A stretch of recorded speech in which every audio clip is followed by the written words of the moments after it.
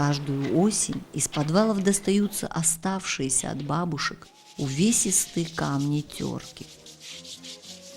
Они обмываются от пыли и ссора.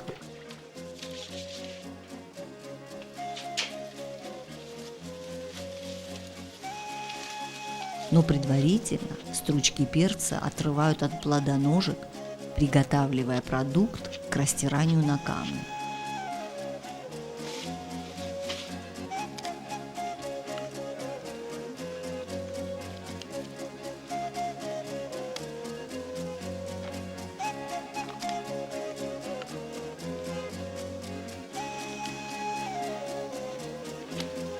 В некоторых районах Абхазии из перца вынимают семена, чтобы аджика не получила горький привкус.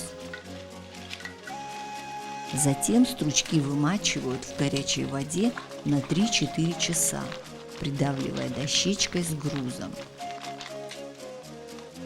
Однако в Бзыбской Абхазии стручки растирают вместе с семенами. Такая аджика, конечно, отличается особой остротой. Аджика, которую приготовили на плоском камне, конечно, отличается от аджики, пропущенной через мясорубку. Она отличается прежде всего вкусовыми качествами, да и выглядит аппетитнее. Когда хорошо раздавишь семена, тогда аджика становится намного вкуснее. Если семена хорошо не подавить, то аджика не станет ароматной. В старину наши бабушки так готовили.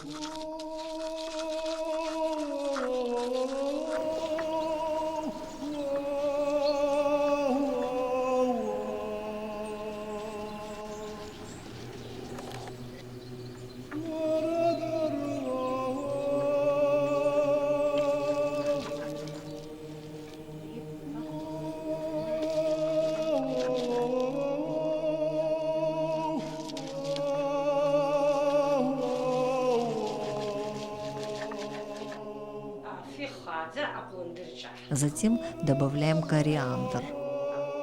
Для приятного запаха добавляем зелень. Теперь добавляем чеснок, зелень и ощущаем терпкий запах. С каждой травой аджика становится вкуснее. И вот теперь-то начинаем пестиком перетирать на плоском камне всю эту пахучую массу.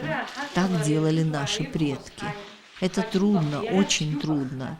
Через мясорубку, конечно, легче, но вкус-то совсем другой. Наверное, мясорубку изобрели ленивые. Одним словом, если постараться, можно приготовить вкусную аджику. Это такой труд, говорит мой муж. Оставь это дело. Пропусти перец через мясорубку. Зачем убиваешься? Но я уже привыкла и не могу по-другому. В самом конце растирания женщины добавляют немного поваренной соли, и приправа готова. Абхазы едят аджику с мясом, молочными растительными блюдами, со свежими овощами. Ее добавляют почти во все соусы.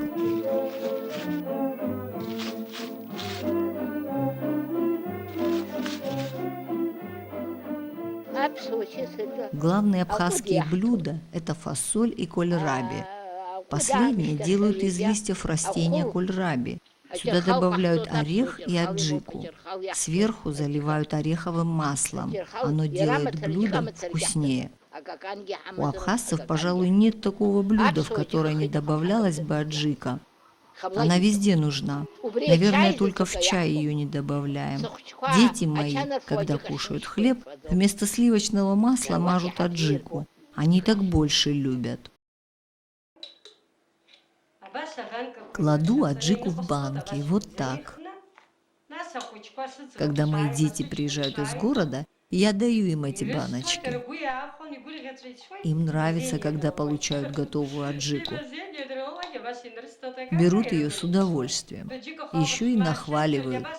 Однако я им советую самим научиться делать аджику старым способом.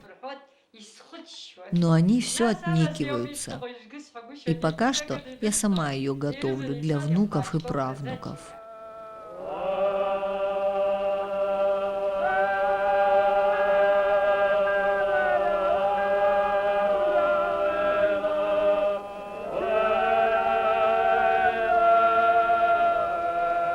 Абхазская аджика придает пище остроту и жгучесть, аромат и терпкость.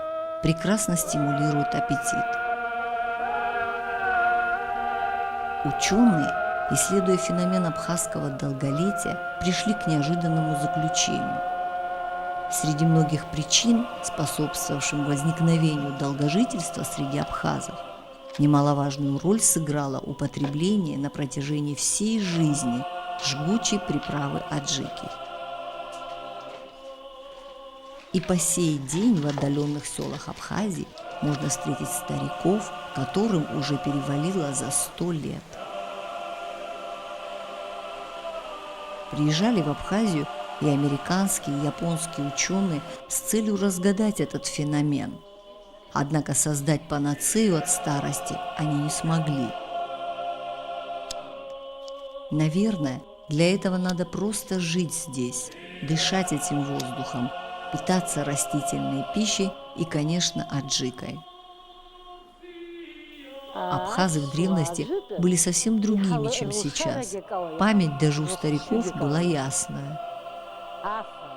Любили попить, поесть, уважить гостя, работали и были очень хлебосольными людьми. У каждого в хлеву стояли коровы, вдоволь имели сыр, фасоль, мамалыгу.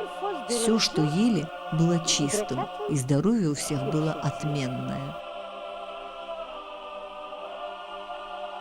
Для абхазцев аджика – это не просто еда, это их образ жизни. Она в какой-то степени и воспитывает. Слишком обильное ее употребление сжигает, и потому она воспитывает умеренность, а умеренное ее потребление привносит в жизнь остроту и яркость. Так думают в Абхазии.